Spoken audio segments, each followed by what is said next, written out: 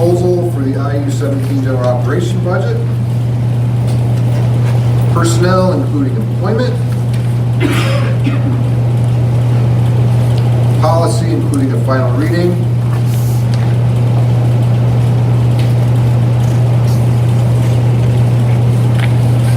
And that's it for the consent agenda.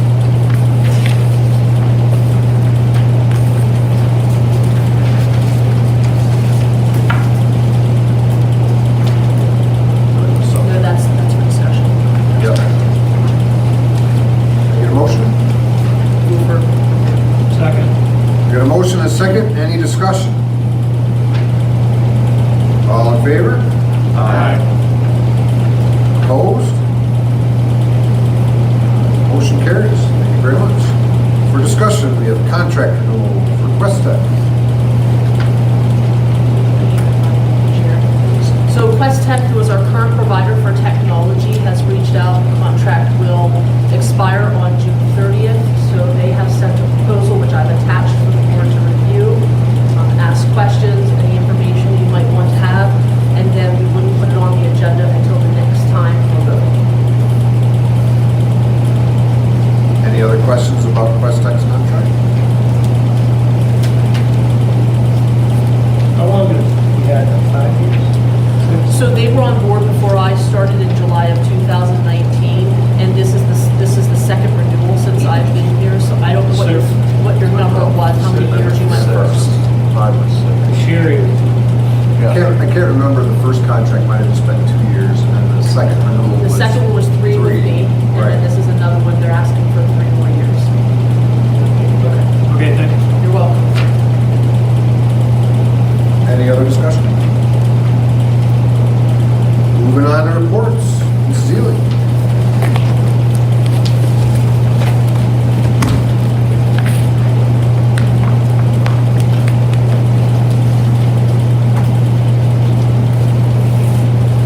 Okay, so big things are happening with basketball. I was just down at the girls' game. They had their senior night this evening, which was very nice. And they received an award for best sportsmanship in the NTL, and that can go to either a girls or boys team, and so they won that. That was nice to see. The boys basketball team will take on the Canton Warriors tomorrow night to determine the NTL small school winner. So we are sending a fan bus for that. Don't know if there's any seats left. There were kids stopping in all day today to get on that fan bus, so that will be headed out tomorrow to Canton and then return the kids back here at the end of the evening. Mrs. Ely, I had heard today that fan bus was taken care of by some donations. Correct. There's no fees associated with it. I know the SARE Education Association took over the cost of maybe for the kids to get in, and then there was another group that was paying for the actual bus transportation. So, yep, the kids can just sign up. They don't have to pay to get in the doors or to ride the bus. Even bigger things are happening with our course selection here at the high school. So our curriculum guide just was updated. It's now on our website. You can go on there and look at it, view it. It includes our brand new electives for the upcoming school year. This process started back in the fall when we surveyed teachers on what electives they would like to bring to our students and what they thought would benefit the students. There's been discussion at our curriculum committee meetings about offering more courses to students and allowing them more choice for their educational pathways and their goals. We then surveyed students in grades 8 through 11 to see what kinds of classes they were interested in and what they thought would benefit them for their future endeavors. We then compiled a list of the most sought after classes and had added them to our guide. So Mrs. Schaefer started on Friday afternoon meeting with juniors to go over how they can view the curriculum guide and look through the classes. Some of the teachers attended that group session to explain more in detail some of the new electives, and those juniors are starting their course selections this week. Some of our new offerings include specific literature courses like science fiction and fantasy. We have a sports literature. There's a creative writing course, 20th century Cold War era course, sports and entertainment marketing and management is an elective we're offering, cabinetry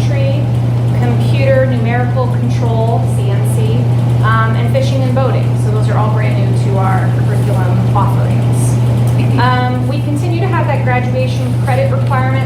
It's remaining at the 24 credits, but we are allowing more flexibility to the students in how they obtain those 24 credits. A letter will be going out to families in the district within the next few days. And then there will even be some parent meetings coming up in the near future, so parents should stay tuned for when those dates will be. Lastly, FBLA is holding their Spirit this week. Spirit Week all through this week. Today was Meme Monday, tomorrow's Time Travel Tuesday, and I don't know the rest of the week, but everyone's having fun with that. That's all I have for the high school. All right, thank you very much. Anything from Mr. Howie? All right, sir. Elementary school, Ms. Morrell.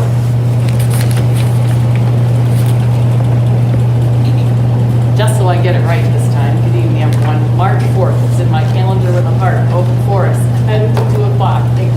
Bring your chili, your corn, muffin recipes, outdoor gear, gloves, anything else I can think of, hats.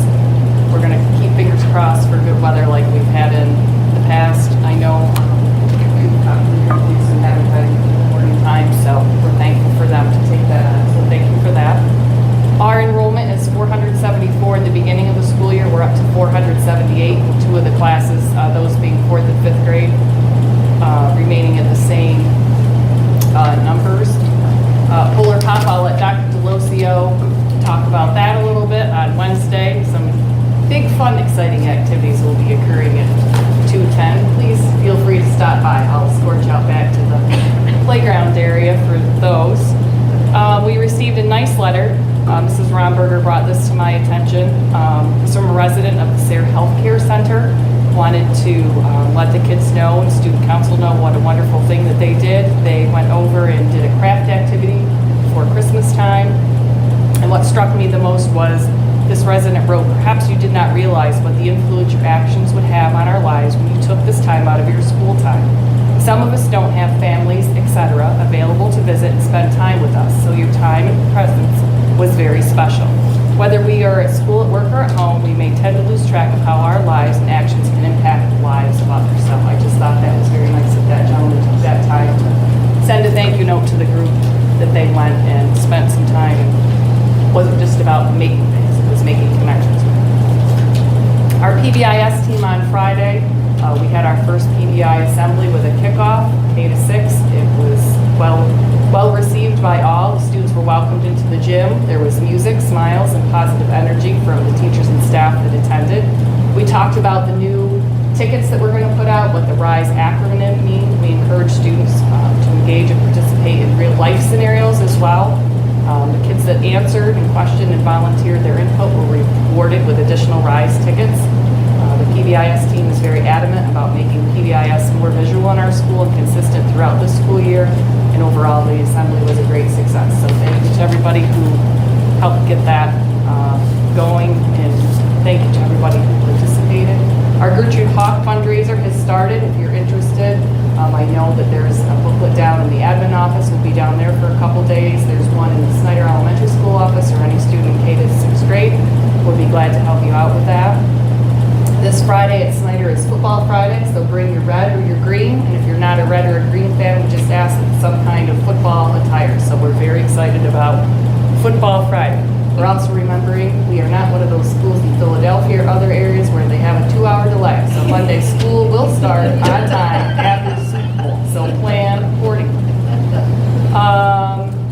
We had a 5th and 6th grade Polar Pop dance. Thank you to Mr. Swain. He volunteered his time. Through the DJ services, the kids were able to raise $725 for that endeavor. It was well attended. We had almost 100 students between 5th and 6th grade come for an hour and a half and enjoy their time. I can't take credit for spearheading that activity, but I did attend. We had about 10 to 12 staff members between teachers and professional staff that chaperoned that evening. The custodial staff, Carissa and the cafeteria helped. And all the 5th and 6th grade teachers for help with collecting all that information, permission slips, phone numbers, allergies. Was really well thought out and well attended. And I personally, even though I was on bathroom patrol, had a great time. So I would volunteer to do it again. So we look forward to doing more of those activities with our kiddos. And we have a Dr. Seuss activity, family engagement night coming up in March. So more information to come on that for next board meeting. Thank you. Thank you very much, Ms. Morel. You're welcome. Director of Student Services.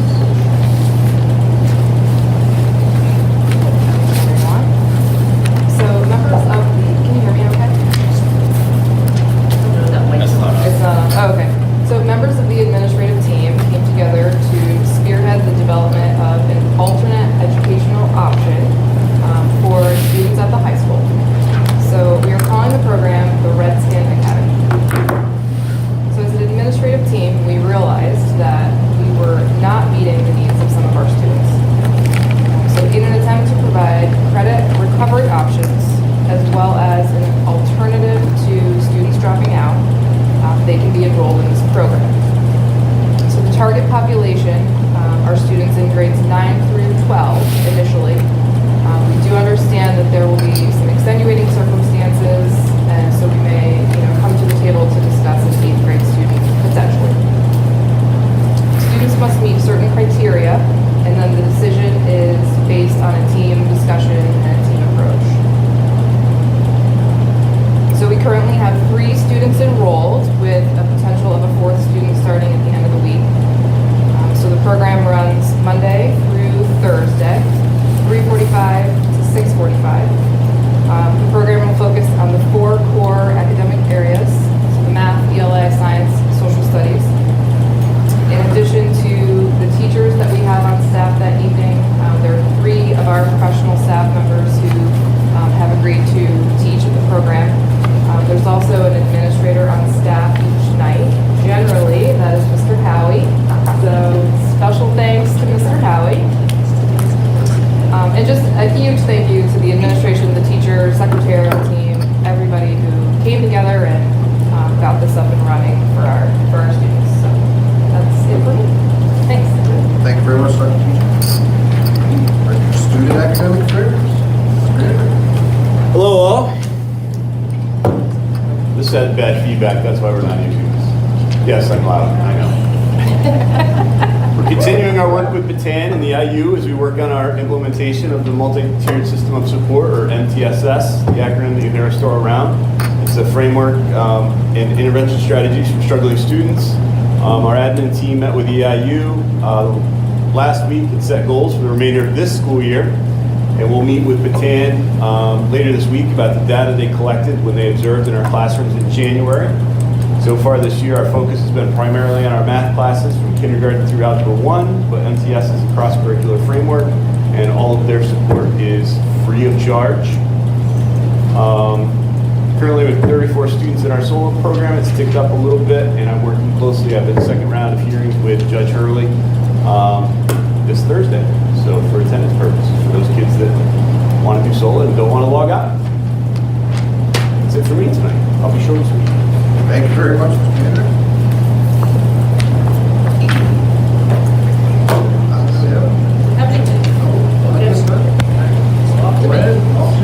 I have 3 things I want to share. Our enrollment overall, K to 12, has increased since the beginning of the year by 32 students total. All grade levels have increased with the exception of 2, and those 2 have stayed the same. There has been no decrease or increase in those 2 grade levels, so that's nice to see. Little by little as we're increasing along the way.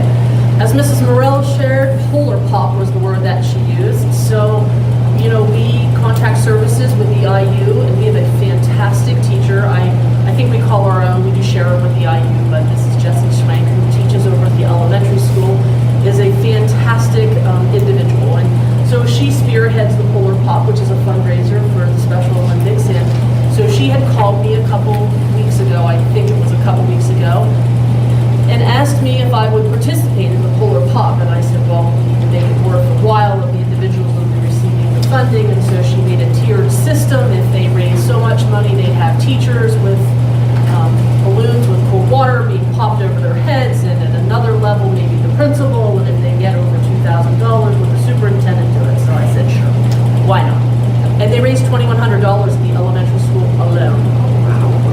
I think the dance had something to do with it. Maybe the teachers putting money in for dress down days had something to do with it. But either way, at 210, there are a variety of staff members and teachers at the elementary school sitting to have balloons with water in them popped over their head, as well as myself. So if it's a slow news day, Nicole, and you need, a picture.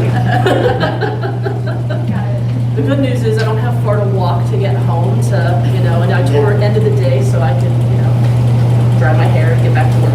Maybe they'll run out of water. There's 13 individuals in front of you. so- Yeah, I have a feeling they're going to have plenty of balloons and water that day, and I'll be happy to do it. They can pop 2 over my head, so they're going to be donating a lot of funds to the local Special Olympics group, and she has some activities planned for our students that participate in the spring. The high school also participated and raised some money that will be inclusive of that money that's headed off as well. And then I just want to follow up on some of the things that Mrs. Ely had shared just a little bit more on the credits that we are, the 24 credits that are maintaining. When we had a conversation, Mrs. Ely and Mrs. Vicka Schaefer, who was our guidance counselor here at the high school, we know that sometimes for parents, they might not know all the graduation pathways that are available and the different components. So Mrs. Schaefer is planning a meeting for 8th grade parents, and she'll be advertising that and inviting all parents in of 8th graders to talk about credits, graduation, the process, selecting of courses, sometime in February to mid-March is her range. Then she's going to hold another one for 9th through 11th grade parents for them to come in as well. They're already in process for earning credits, but just to have some dialogue and answer questions and provide the variety of pathways that Pennsylvania allows a student to get to that graduation range. So I know you started on that path, and I just want to make sure that parents know too that we want to gather their input and have their information, or allow them to participate with their child in selecting courses. Some of them head directly toward that higher ed. We have also increased our course load for the dual enrollment. I know Mr. Handrick is still working on that with Keystone. Some of the new courses that will be offered will also have dual enrollment available for them, if so, chosen by the family if they want to participate. That's all I have, sir. All right. Thank you very much. Sure.